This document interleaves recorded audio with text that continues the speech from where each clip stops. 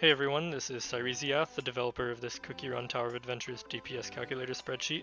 This video will be a quick guide on how the spreadsheet works and how to use it with a demonstration on cream soda to give you an idea of a practical example as well as how to interpret the results from the spreadsheet. Before I begin, this sheet does require some knowledge of the damage formula and how to retrieve stats for cookies, buffs, and debuffs. I go into those details in my damage calculator sheet video, which you can find linked in the description. You can also find the link to that sheet right here, and you can also find the link to this sheet right here or in the description. And with that, I think we can begin with the guide for the sheet. So when you're doing a DPS calculation, there are a few things you need to consider. There is the rotation, which is just the number and order of attacks done by a cookie in a certain amount of time. You'll hear people tossing around the term rotation for the game, and this is all they mean by it. It's pretty much just how you attack with the cookie and how quick you do it. So usually this is the attacks done between two ults for the cookie that people consider the rotation. Then there are buffs, which I consider as temporary stat changes, which result in increasing your damage. That's different from stats, which are the permanent stats, the permanent stat changes. There's debuffs, which are temporary effects on enemies, which result in them taking more damage. That's something like res shred or defense shred, which applies specifically to an enemy, not to your cookie. There's cookie stats, that's anything that is permanent stats on your cookie, for example, stats from armor or hidden power rolls, and also the innate effects of an artifact, for example, the plus 35% attack or the plus 25% crit rate, that's a cookie stat. And you'll see later that the stats on artifacts can really trip you up, so you have to be careful of that one. And then finally, there's the enemy stats. This comes in the form of defense and elemental resistance currently. Most enemies are at 200 defense and 20 elemental resistance, but some aren't at those values, and you can determine what the true value is, as far as I know, only by doing damage testing, where you go into the game using known stat spreads on your cookies, and you would just attack the enemy, see how much damage it does, and then if it deals the amount you'd expect at 200 defense, then it has 200 defense. Otherwise, you have to input defense values yourself or elemental resistance values yourself and see what the actual number is. And then some bosses also have changing defense values. For example, Shamonkey I think goes between 200 and 300 defense, so you have to be wary of that sometimes. And where all these components come into play on the spreadsheet is the menu. This is where you input pretty much everything for the DPS calculation that you're doing. When you're using the menu, first you have to select the cookie that you want to calculate for and the promo. Currently the sheet only supports 5-star promo cookies. I may expand it later to include the other promos. And when you select a cookie, it'll input the attacks that the cookie has available. Right here it'll put the numbers for their scaling values in, and it'll show red boxes for any attacks that the cookie doesn't have available. You can see when I change it to Sugar Globe, it brings up all the attacks she has, and then for Jalapeno, same thing. And I can go back to Cream Soda, which is what I'm going to be doing a demonstration with later. Pulls up all these scaling values, and then you can put in the count of the number of each of these attacks that you do in your rotation here. So I actually have a sheet where I have a few of these saved. You can copy in a rotation and put it back in the menu, paste values only, if I can actually hit the button right there. It'll bring up the rotation, and you can see it multiplies these two to get the total scaling done by each attack during your rotation. And for this one it's a 28-second rotation, so after she uses an ult, it's all of these attacks. I also have a field for scaling overrides, just in case you find that the scaling values don't match, or that you need to input additional attacks. You can put a scaling override in. I don't recommend editing this cell because it has a formula, you don't want to mess with that. So just put in a scaling override and it'll update the total scaling value to match that. So with the rotation done, we can move on to buffs and debuffs next. This menu is where you can select the buffs and debuffs. Anything that you select here will be applied to only the attacks in the corresponding menu. You'll see why I have multiple menus later.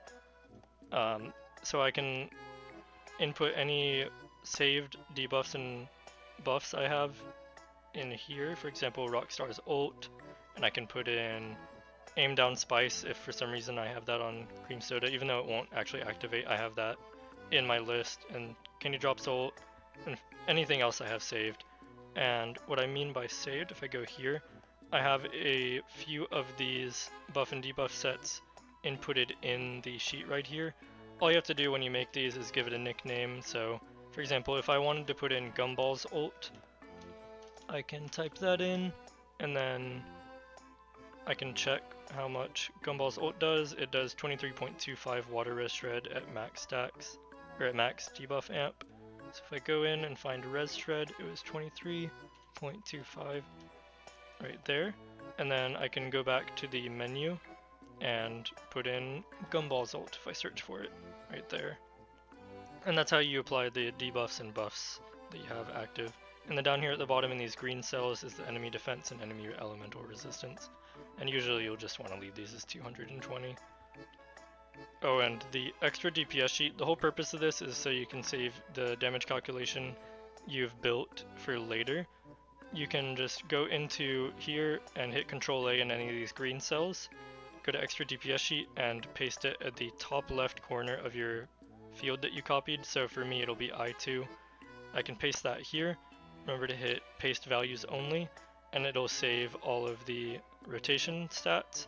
And then you can go back to output and save these two columns in case you had anything input there. Paste that here. This one you usually don't have to do values only, but I always like to do it just to make sure.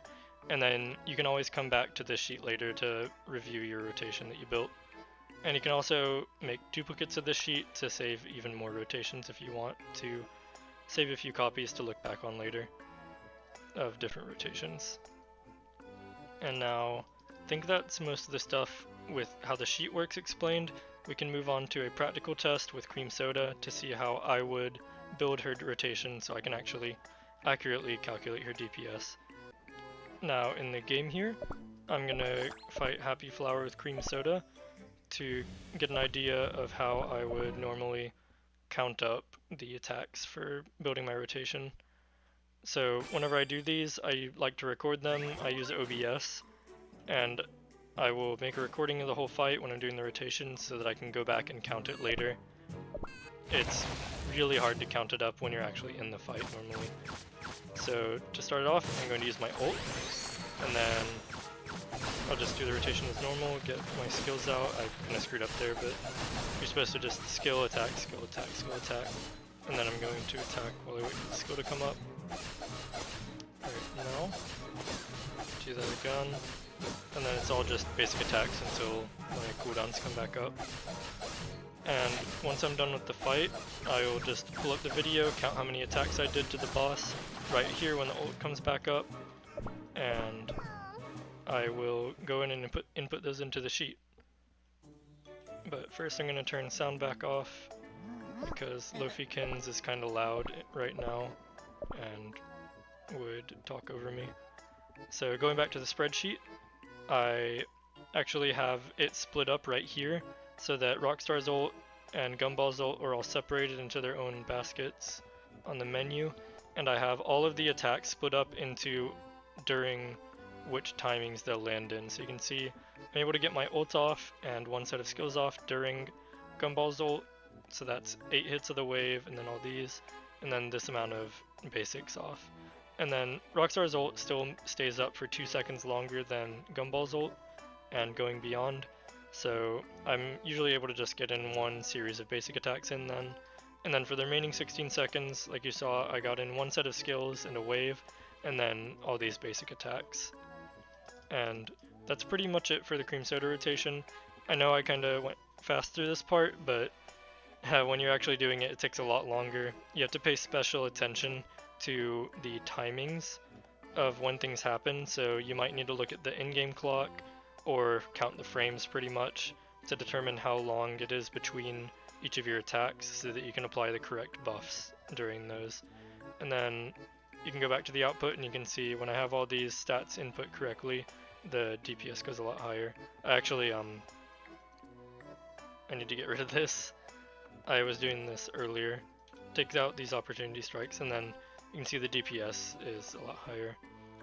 And now that's pretty much all there is to doing the DPS calculation. I'm going to talk about a few more special notes and things you need to consider when you're doing these though. one thing that's really easy to do is to double count artifacts. So you can see I didn't consider opportunity strikes as an active artifact in my buff sets. I factored that in the loadout because I'm considering opportunity strikes to always be up, because usually when you're running in a ranked raid or a champions raid, once you're actually starting to do real amounts of damage, opportunity strikes should always be up. You should be maintaining that 75% HP or below. So, but with other cookies, like for Sugar Globe, her artifact, Happy Memory, won't always be up. So you need to be careful about when you include it and to make sure you don't double count Happy Memory in the loadout builder and in your buff sets. Another thing you need to consider is that all of the artifacts I've preloaded into here have their, if I go to say buff and debuff sets, they have their innate stats already in. I'm thinking of removing these, and I probably will soon, so this might not always be true. But currently it has the innate attack boost or the crit rate boost already in, and you don't want to double count that. So for example, if I put in, let's say, we'll go back to Happy Memory, this will have the ultimate increase, the attack increase, and the crit rate in. I don't want to turn this off but still put in the crit rate because it's already in the buff, so I don't want to double count that. And that's true for any other buff. You don't want to double count a buff between here and here. So for example, with TBD, I have the innate attack increase associated with the set already in here. So even though that technically is a buff, you should always have that active. You don't want to put in that 15% attack increase in your saved debuff and buff sets and then double count that, because then you'll be overcalculating your DPS. So always be careful that you don't double count something in here. And then other than that, just a reminder, be very careful with your timings on your counts for your rotation. It can be really difficult to get this right, and you don't have to be too meticulous with it if you're just trying to get ballpark answers, but if you're trying to really get your DPS calculation down, you need to be really careful. You might need to go into the game and test to see when does this buff wear off for me, how long does it actually last for.